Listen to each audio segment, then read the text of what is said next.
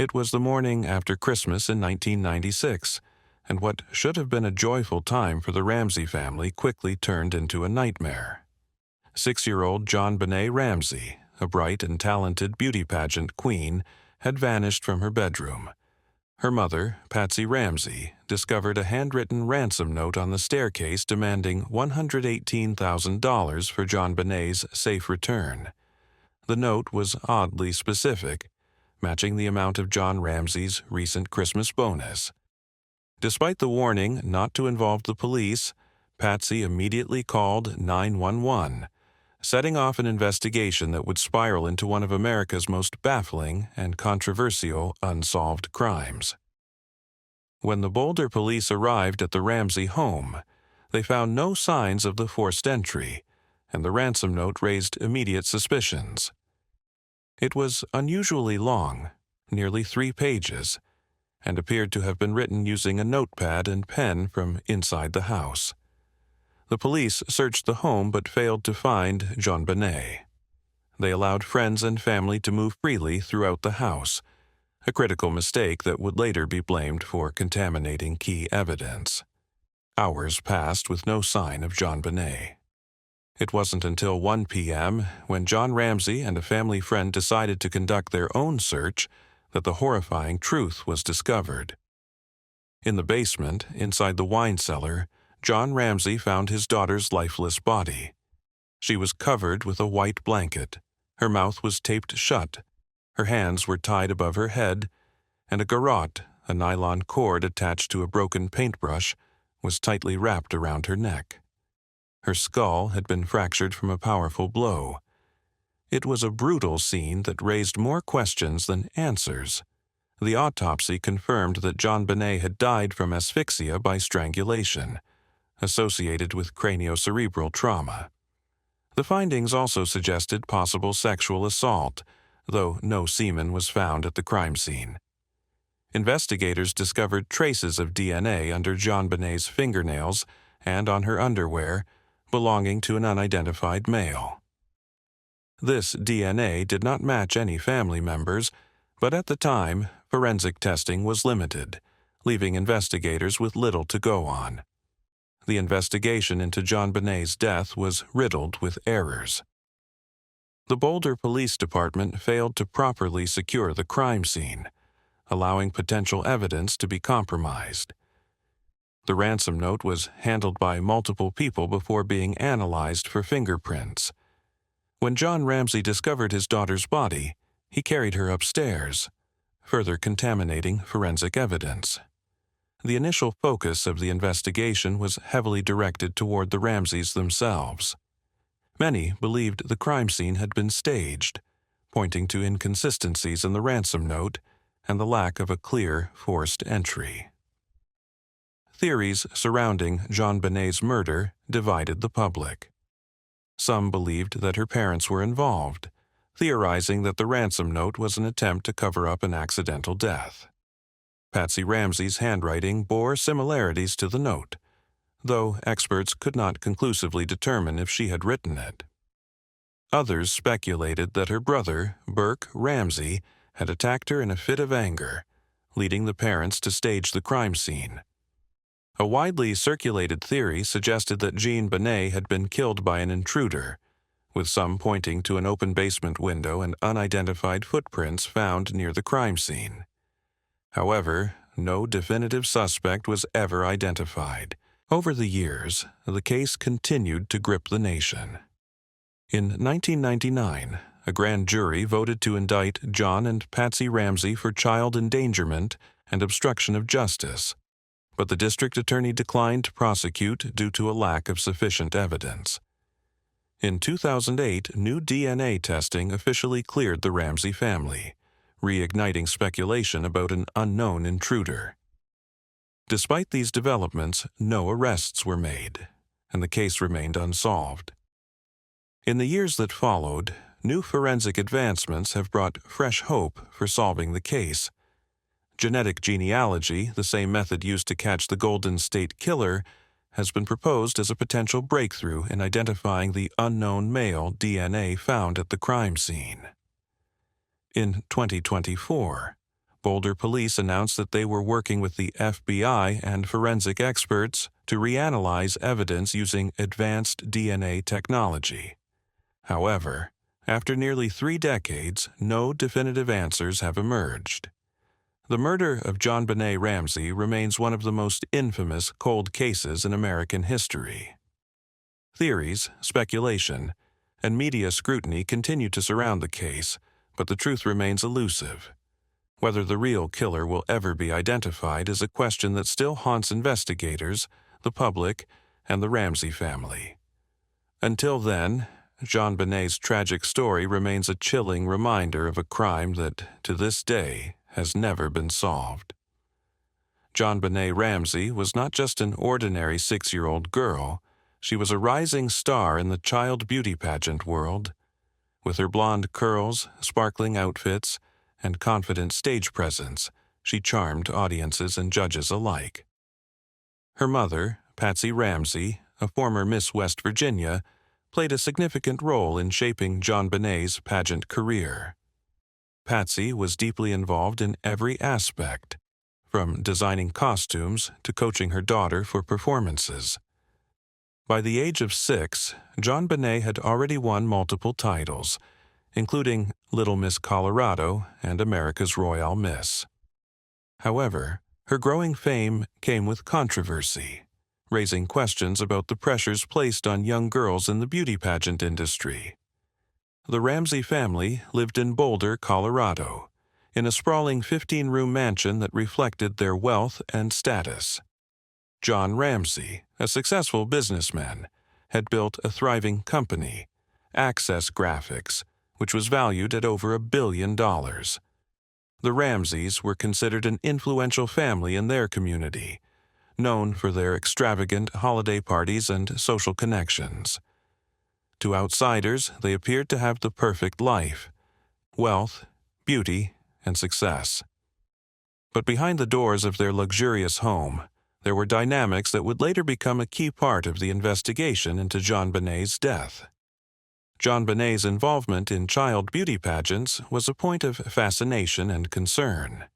Supporters viewed her as a talented young girl following in her mother's footsteps, while critics saw the industry as exploitative, exposing young children to unrealistic beauty standards and potential dangers. The highly publicized nature of JonBenét's pageant career meant that her photos and videos were widely circulated. Some wondered if her exposure had drawn the attention of someone with sinister intentions. At home, JonBenét was the youngest of the Ramsey children. Her older brother, Burke Ramsey, was 9 years old at the time of her death. While the two were reported to have a typical sibling relationship, there were claims that Burke was more introverted and preferred to stay out of the limelight.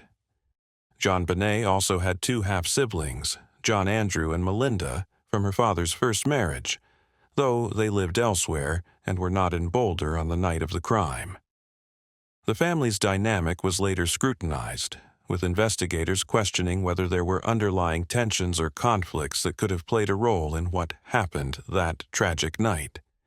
One of the most pressing questions surrounding JonBenét's murder was whether she had been targeted. Her participation in pageants meant that she had been in the public eye from an early age. Her photos were published in magazines, newspapers, and even aired on television. Some investigators theorized that a predator might have fixated on her, using the pageants as a way to track her movements.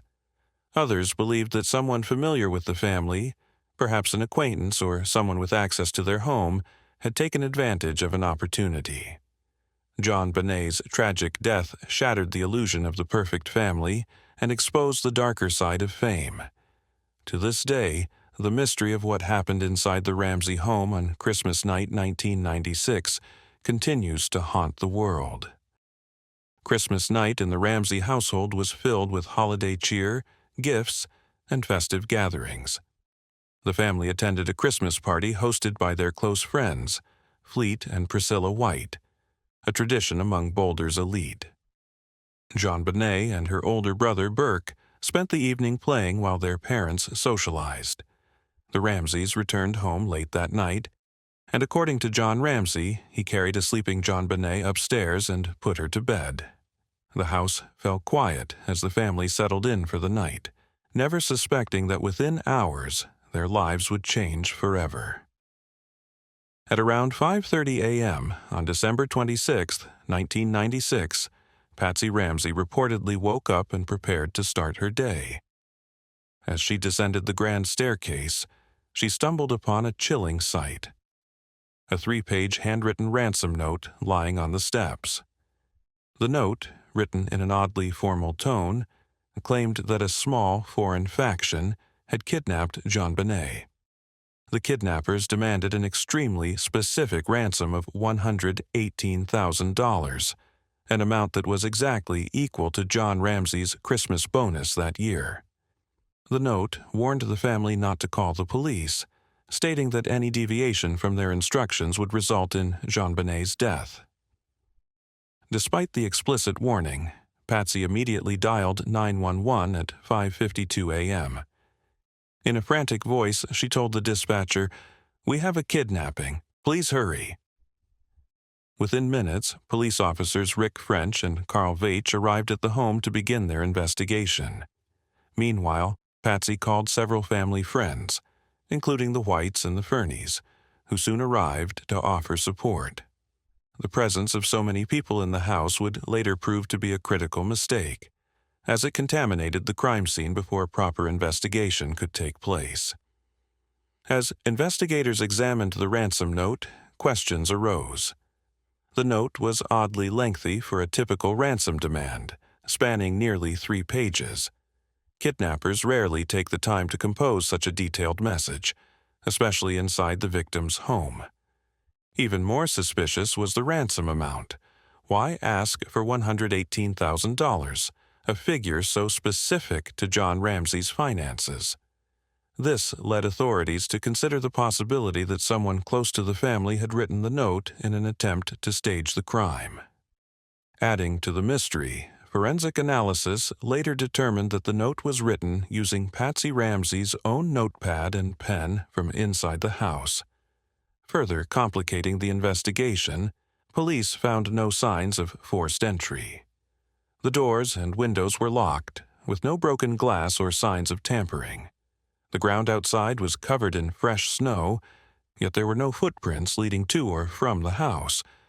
This suggested that either the intruder had entered in a way that left no trace or, more disturbingly, the crime had been committed by someone already inside the home.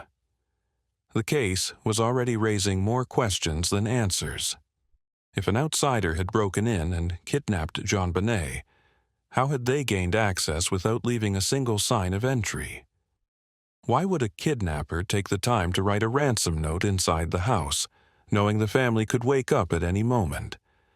And why had Patsy Ramsey, a former beauty queen known for her poise, sounded oddly rehearsed during her 911 call? What started as a suspected kidnapping was quickly turning into something far more sinister. Investigators would soon discover that JonBenét was never actually taken from the home. Instead, she had been there all along, hidden in the one place no one thought to check until it was too late. The investigation into JonBenét Ramsey's disappearance had barely begun when it took a tragic and shocking turn. Despite Patsy's frantic 911 call at 5:52 a.m. reporting a kidnapping, the Boulder police failed to treat the home as a secure crime scene. Officers arrived quickly but conducted only a brief, superficial search of the house. Instead of thoroughly inspecting the entire property, they focused primarily on the ransom note, operating under the assumption that JonBenét had been taken from the home. For nearly 8 hours, crucial evidence sat undisturbed, or worse, was unknowingly tampered with, while friends, family, and even officers moved freely through the house. The decision not to immediately secure the home and conduct a top-to-bottom search proved to be a disastrous mistake. Had police thoroughly investigated the basement early that morning, they would have discovered that JonBenét had never been kidnapped at all. Her body had been inside the house the entire time. At approximately 1 p.m., Detective Linda Arndt, the lone investigator left at the Ramsey home, asked John Ramsey and family friend Fleet White to conduct another search. This was a surprising move, as it was highly unusual for civilians to be involved in an active crime scene investigation. Nevertheless, John and Fleet began checking the house room by room. Moments later, in the basement's dimly lit wine cellar, John Ramsey made a horrifying discovery: his daughter's lifeless body, wrapped in a white blanket. He let out a piercing cry, exclaiming, "Oh my God, my baby!" The scene was deeply disturbing. JonBenét's mouth had been covered with duct tape, and a nylon cord was wrapped tightly around her neck, forming a crude garrote. Her wrists had also been bound, and the placement of the blanket over her body raised immediate suspicions that the crime scene had been staged. In a moment of overwhelming grief and panic, John Ramsey made a crucial mistake. He picked up his daughter's body and carried her upstairs, unintentionally contaminating vital forensic evidence. Any potential fibers, prints, or other trace evidence that may have identified her killer were now compromised. When he laid JonBenet on the floor near the Christmas tree, Patsy collapsed beside her, wailing uncontrollably. The house, which should have been a carefully controlled crime scene, was now in complete disarray. When the coroner arrived later that afternoon, a more detailed examination of JonBenét's body revealed the horrifying extent of her injuries. The medical examiner determined that she had suffered a severe skull fracture, likely from a blunt force impact, before being strangled with the garrote.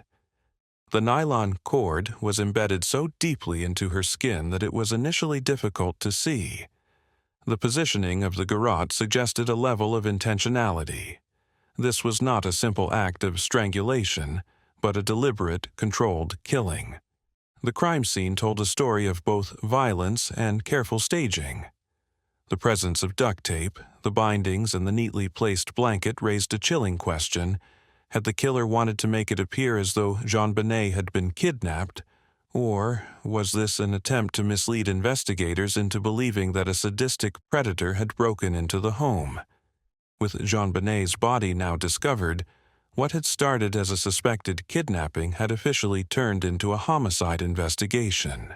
Yet, due to critical mistakes in the handling of the crime scene, authorities would soon find themselves caught in a whirlwind of speculation, conflicting evidence, and one of the most controversial investigations in American history. The ransom note found on the morning of December 26, 1996, has remained one of the most perplexing elements of the JonBenét Ramsey case. Unlike most ransom notes, which are typically short and to the point, this one was 3 pages long, an immediate red flag for investigators. Even more suspicious, it was written using materials from inside the Ramsey home, specifically Patsy Ramsey's own notepad and pen. When investigators examined the notepad, they found a practice draft of the letter, suggesting that whoever wrote the note took their time perfecting it before producing the final version. This raised an obvious question: what kind of kidnapper breaks into a home, spends 20 minutes writing a ransom note, and then leaves the body behind? Beyond its length, the note's wording was highly unusual. It began with the phrase, "Mr. Ramsey, listen carefully. We are a group of individuals that represent a small foreign faction. We respect your business, but not the country that it serves." This wording struck investigators as strange. The phrase "small foreign faction" felt almost theatrical, as if it had been lifted from a Hollywood script rather than being the words of a real criminal organization. Adding to the oddity, some of the language in the note seemed to echo famous crime films. Phrases like, "Don't try to grow a brain, John," were strikingly similar to dialogue from movies such as Speed and Dirty Harry. The final sign-off, "Victory, SBTC, logically," was also peculiar and has never been definitively explained. What did SBTC stand for? Some theorized it meant Subic Bay Training Center, referring to a military base, while others believed it was simply meant to be misleading. Then there was the most suspicious detail of all: the ransom amount. The note demanded exactly $118,000 for JonBenét's safe return. This number wasn't random. It was the exact amount of John Ramsey's Christmas bonus that year. This immediately led investigators to suspect that whoever wrote the note had inside knowledge of the Ramsey family's finances. A typical kidnapper would ask for a round number, like $500,000 or $1 million, not an oddly specific figure that happened to match John's bonus to the dollar. As the investigation continued, handwriting experts analyzed the ransom note to determine who had written it. Many focused on Patsy Ramsey, as it had been written on her notepad. Some analysts claimed they found similarities between her handwriting and the note, while others concluded that there wasn't enough evidence to definitively match her to the writing. Ultimately, a federal judge ruled that it was highly unlikely that Patsy wrote it, but suspicions still lingered. One of the biggest questions surrounding the note was, why would a kidnapper take the time to write it inside the house? If someone had truly broken in to abduct JonBenét, why would they spend 20 minutes writing a detailed ransom note, knowing the risk of being caught? And more importantly, if the crime was truly a kidnapping, why was JonBenét never actually taken? These questions led some investigators to believe that the ransom note wasn't written by an intruder at all, but rather by someone inside the house who was trying to stage the crime scene. If JonBenét had died in an accident or a moment of violence, the note could have been an attempt to shift the focus away from the real cause of death. The biggest problem with the note was its purpose. If the killer's goal was to collect a ransom, why did they leave JonBenét's body behind? And if their goal was to stage a kidnapping, why leave such an obviously questionable note that only raised more suspicions? To this day, the ransom note remains one of the most debated aspects of the JonBenét Ramsey case.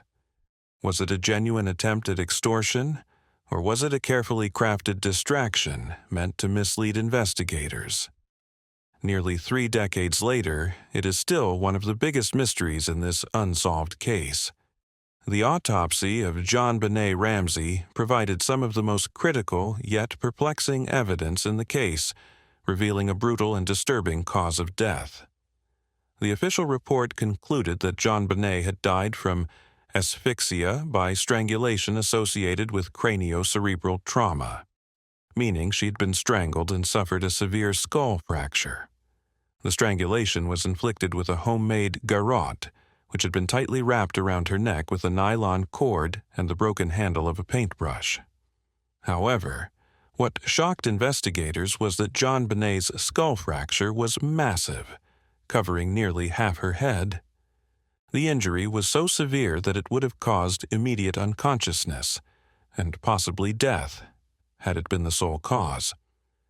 This led some forensic experts to speculate that the garrote strangulation may have been staged, possibly to mislead investigators into thinking this was a sexually motivated attack, rather than an accidental death or a case of physical abuse gone too far. Adding to the mystery, 2 small circular marks were found on JonBenét's back and face. Some experts believed they matched the pattern of a stun gun, which suggested a methodical attack, perhaps to subdue her before the fatal blows. If a stun gun was used, it pointed to an outside intruder rather than a family member, as stun guns are not common household items. However, not everyone agreed.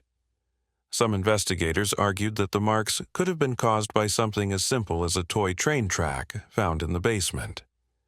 If true, this raised new questions. Was the stun gun theory just a distraction?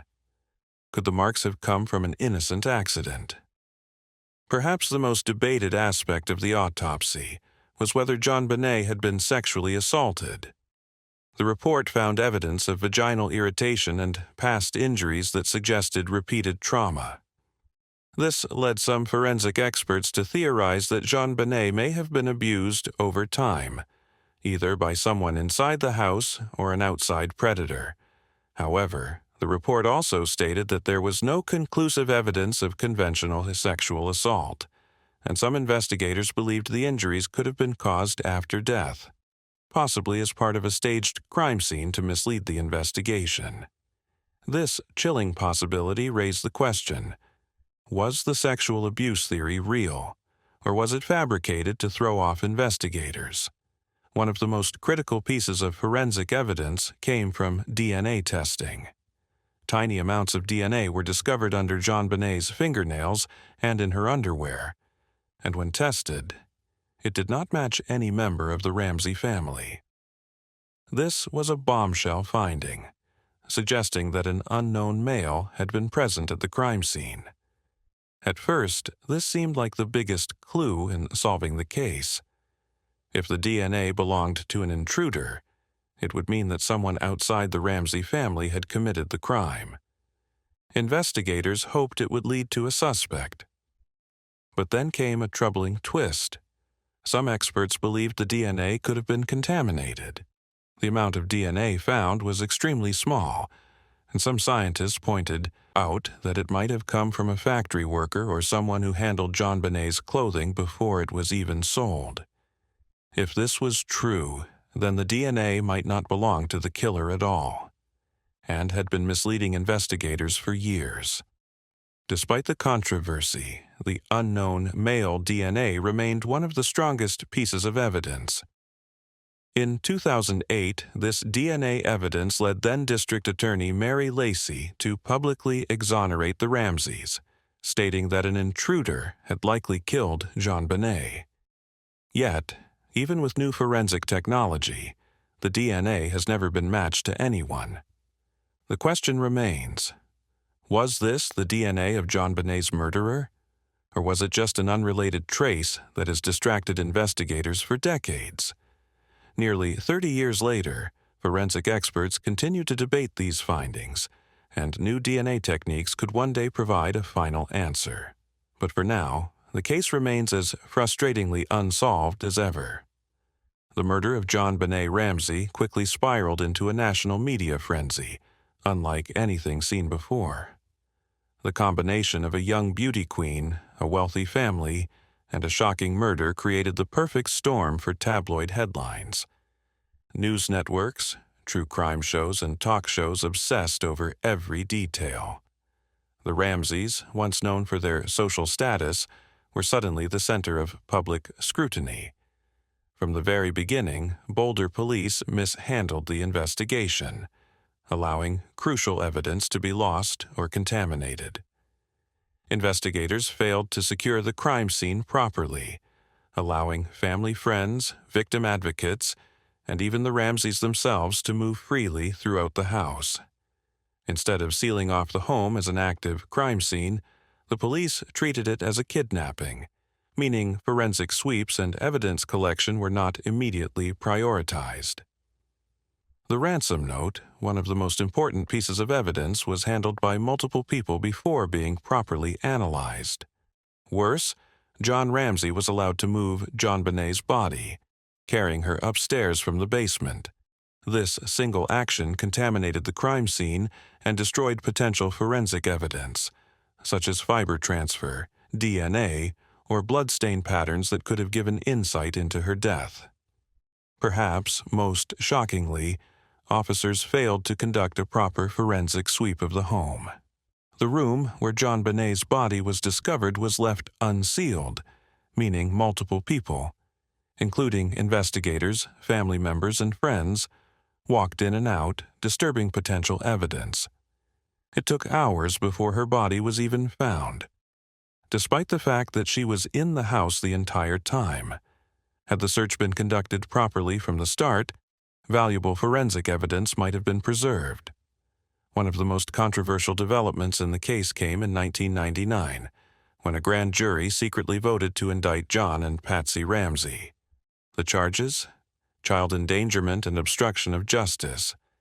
The jury believed the Ramseys had placed JonBenét in a dangerous situation that led to her death, and had potentially covered up key information. However, in a shocking twist, the district attorney refused to file charges, stating that there was not enough evidence to bring the case to trial. The grand jury's decision remained a secret for years before being publicly revealed in 2013. Decades later, the case remains unsolved, despite thousands of tips, hundreds of DNA tests, and extensive forensic analysis. No one has ever been arrested. Investigators have pursued multiple leads, from the theory that her family staged a cover-up to the possibility of an unknown intruder, but the truth has remained elusive. With advancements in forensic technology, including new DNA testing and genetic genealogy, there is still hope that JonBenét's killer may one day be identified. Will this case ever be solved? Or will JonBenét's murder remain one of America's most haunting and frustrating cold cases? The murder of JonBenét Ramsey has remained one of the most mysterious and hotly debated cases in American history. Over the years, investigators, true crime experts, and internet sleuths have analyzed every detail, attempting to piece together the truth. Theories range from an inside job by her family to a brutal attack by an unknown intruder, but no single theory has ever been proven beyond doubt. Let's break down the most compelling theories that continue to fuel debates. The parents. Did it a staged cover-up? One of the earliest and most controversial theories is that John and Patsy Ramsey were responsible for their daughter's death and staged the crime scene to cover it up.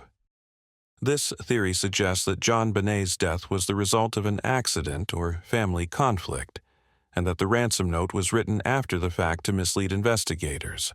The ransom note itself is a key piece of evidence in this theory. It was, written on Patsy's notepad with her own pen, why would a kidnapper take the time to do this inside the home? 3 pages long, unusually lengthy for a ransom note, which are typically short and direct. Strangely specific in the ransom demand, asking for $118,000, the exact amount of John Ramsey's Christmas bonus, a detail very few would know. Additionally, there were no signs of forced entry, leading many to believe the crime happened from within the house. Patsy's 911 call also raised suspicion, with experts claiming she sounded rehearsed, as if she already knew her daughter was dead. In 1999, a grand jury actually voted to indict the Ramseys for child endangerment and obstruction of justice, believing they had placed JonBenét in a dangerous situation that led to her death. However, the district attorney refused to prosecute, saying there wasn't enough evidence to bring them to trial. Counterpoints to this theory. DNA found on JonBenét did not match any family member. No physical evidence, such as blood or fibers, directly linked John or Patsy to the crime. The family was exonerated by DNA testing in 2008. Burke Ramsey. Did it, the sibling cover-up theory. Another popular theory suggests that Burke Ramsey, JonBenét's 9-year-old brother, was responsible for her death, and that their parents staged the crime to protect him. One of the biggest pieces of evidence in this theory is the pineapple theory. JonBenét's autopsy revealed that she had undigested pineapple in her stomach, meaning she had eaten it shortly before she died. A bowl of pineapple was found on the kitchen table, with Burke's fingerprints on it. Some speculate that JonBenét took a piece of Burke's snack, making him angry enough to hit her over the head with a flashlight, causing the skull fracture found in the autopsy. The ransom note and strangulation may have been part of a cover-up after realizing JonBenét was dead. Adding fuel to this theory is Burke's behavior in interviews. Many noted that he seemed unusually detached, even smiling while discussing his sister's death in a 2016 interview with Dr. Phil. Some believe this was due to nervousness or a personality trait, while others say it could be a sign of guilt. Counterpoints to this theory. Burke's DNA did not match the unknown male DNA found on JonBenét's body. No direct evidence ties Burke to the murder. At age 9, it would have been difficult for him to stage such a complex cover-up. The intruder theory. A stranger in the house? One of the strongest alternative theories is that an unknown intruder broke into the Ramsey home and killed JonBenét. This theory gained credibility when experienced homicide detective Lou Smith, who was brought onto the case, concluded that an intruder was the most likely suspect. Key evidence supporting this theory includes a broken basement window, which could have been used for entry, a mysterious boot print near JonBenét's body that did not match anyone in the family, unidentified male DNA found on JonBenét's underwear and beneath her fingernails, the possibility that an intruder hid in the house until the family was asleep before carrying out the crime. A similar home invasion occurred months later in Boulder, with eerie similarities to JonBenét's case. However, the suspect was never caught. Counterpoints to this theory. The basement window had undisturbed cobwebs, making it unlikely that someone had entered through it. No suspect has ever been found, despite DNA testing. The pedophile connection, a targeted attack. JonBenét's exposure in child beauty pageants led some to believe that she was targeted by a pedophile who had been watching her. Key points in this theory. Several registered sex offenders lived near the Ramsey home. Some believe the stun gun marks on her body indicate that a predator with experience subdued her before the assault. Former detective Stephen Ainsworth believed the killer was someone obsessed with JonBenét rather than a family member. Counterpoints to this theory. No suspect fitting this theory has ever been linked to the crime scene. No conclusive evidence of an intruder has been found. The mysterious confession of John Mark Carr. A false lead? In 2006, the case took a bizarre turn when John Mark Carr, a former schoolteacher, confessed to killing JonBenét.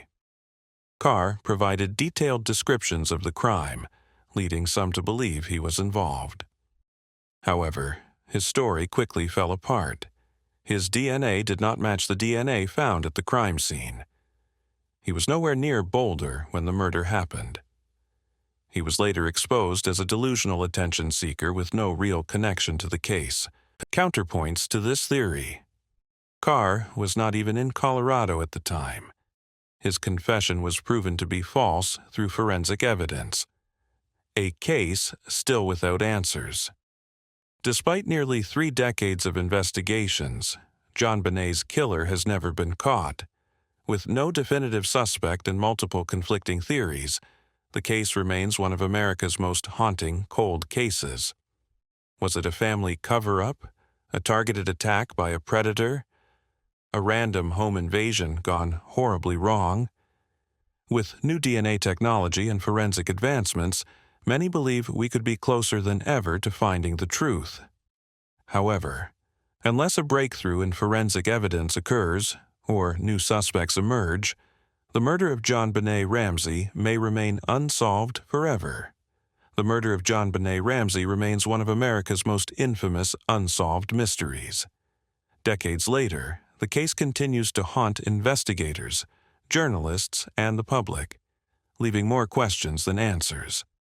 Despite extensive investigations, numerous suspects, and advanced forensic technology, no one has ever been charged for the crime. A case that shook America. JonBenét's murder was more than just a tragedy. It became a national obsession. Her story dominated headlines, sparking intense speculation and sensationalized media coverage. The case exposed flaws in law enforcement, forensic investigations, and the justice system, as crucial mistakes made in the early stages likely cost investigators the chance to solve the crime. Even today, her story remains a focal point in true crime discussions, inspiring documentaries, books, podcasts, and debates about what really happened on that fateful Christmas night in 1996. The Ramseys were cleared by DNA for years. John and Patsy Ramsey remained at the center of public suspicion. However, in 2008, new advanced DNA testing officially ruled out all immediate family members as suspects. The DNA found on JonBenét's underwear and beneath her fingernails belonged to an unidentified male, not John, Patsy, or Burke Ramsey. Despite this scientific evidence, doubts lingered. Was the DNA truly from the killer? Or could it have come from contaminated clothing, manufacturing processes, or secondary transfer? The debate continues, but officially, the Ramseys were cleared. The investigation continues. As forensic science evolves, there's hope that new technology could finally identify JonBenét's killer. In 2024, Boulder Police and the FBI announced a re-examination of evidence using genetic genealogy, the same groundbreaking method that identified the Golden State Killer decades after his crimes. Investigators are now analyzing previously overlooked evidence, re-examining DNA samples, using genetic genealogy to track potential familial links, following new leads and eliminating past false ones. Could these modern techniques finally crack the case? A case that may never find justice. Despite years of investigations, grand jury proceedings, and suspect interrogations, the killer has never been caught. From the botched crime scene handling to the contaminated evidence, the case was compromised early on. Many fear that crucial evidence has been lost or degraded over time. The true killer may have died or left no traceable DNA. Mistakes in the early investigation may have buried the truth forever. If JonBenét's murder is to be solved, it will likely rely on forensic advancements and genetic genealogy, or a confession from someone who knows the truth. Will we ever know the truth? As of today, JonBenet would have been 33 years old. Instead of living a full life, she remains frozen in time. Forever, a 6-year-old child whose tragic death remains one of the most haunting cold cases in history. Will new DNA technology finally bring justice? Will a new suspect emerge, or has the trail gone cold forever?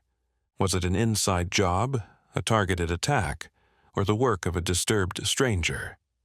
Until we have definitive answers, the murder of JonBenét Ramsey remains a dark enigma, a case that continues to haunt America's conscience. What do you think? Do you believe this case will ever be solved? Who do you think is responsible? Share your thoughts in the comments below.